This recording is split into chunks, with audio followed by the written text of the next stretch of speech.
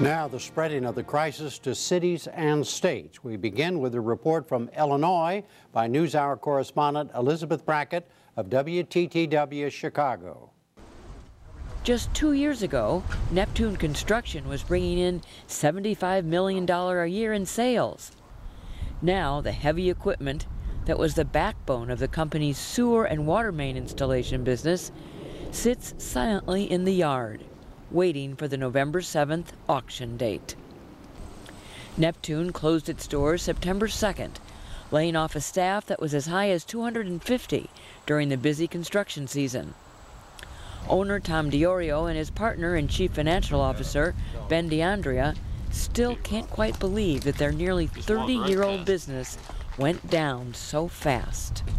Initially, when I went into the bank and started talking to the bank about renewing our lines of credit, they had felt it wouldn't be a problem. This was early in the year. As the year went on, the bank philosophy changed. They had started looking at our documentation more closely.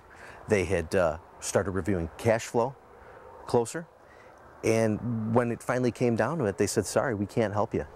One of the reasons Neptune needed to expand its credit was to pay bills while waiting to get paid for services rendered. Neptune installed water and sewer lines in this subdivision west of Chicago in a $2 million project for the state.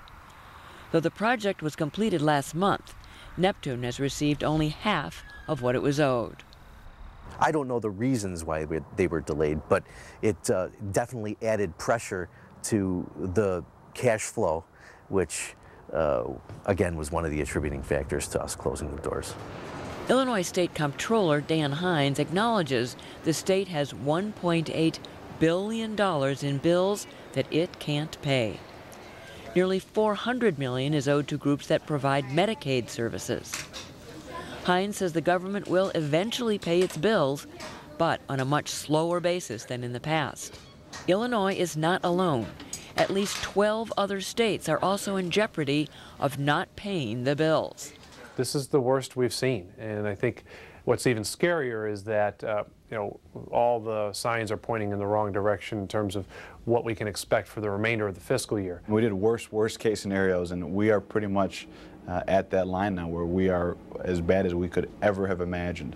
State Treasurer Alexei Janulius says Illinois, like many other states, is facing a perfect storm of fiscal problems. The state's general revenue fund has dropped by $590 million in the first quarter of this fiscal year.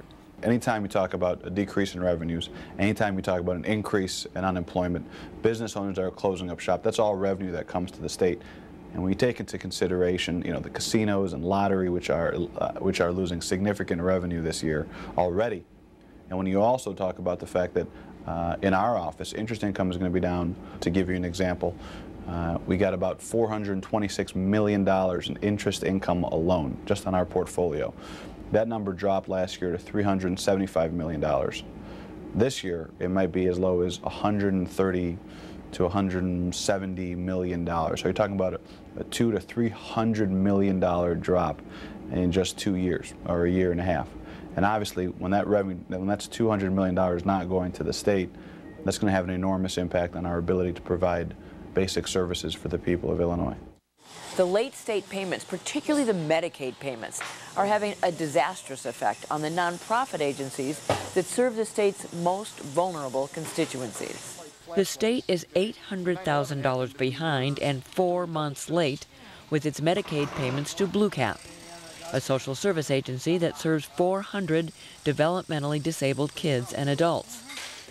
Just like private businesses, the agency has also tried to extend lines of credit to keep the agency running until state payments come in. And just like private businesses caught in the credit crunch, Blue Cap has been turned down by banks. Executive Director Tony DeViterio, a former priest, fears the worst for his program. Our challenges here just get deeper and deeper, and it's terrifying in a word, because I can be responsible for myself and for my family, and there's a lot of people that are involved here, but as the executive director, you begin to feel responsible for the whole organization, and you begin to recognize that not only the people that we serve who are very vulnerable and need our service and supports to be safe and to live decent, full lives, but I have staff who are also vulnerable. Keith Kinzer has been receiving services from Blue Cap for about 10 years. He says he doesn't know what would happen to him without the program. Well, could be out in the streets, could be a bum, could be in jail. So if it wasn't for these people, I wouldn't be here. As state vendors struggle, Hines says he thinks the federal government needs to help out. The federal government can and should play a role, whether it's in terms of just liquidity and providing cash flow assistance. There has been precedent in recent years of the federal government offering more Medicaid dollars for states on an emergency basis. I think that should definitely be considered because the Medicaid budgets are really hurting state budgets. We're on the front lines. We're the ones who are going to be counted on to help people in their time of need.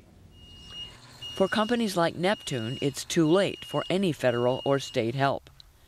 But emergency Medicaid payments could help Keith Kinzer and organizations like Blue Cap survive this latest financial crisis. And to Ray Suarez.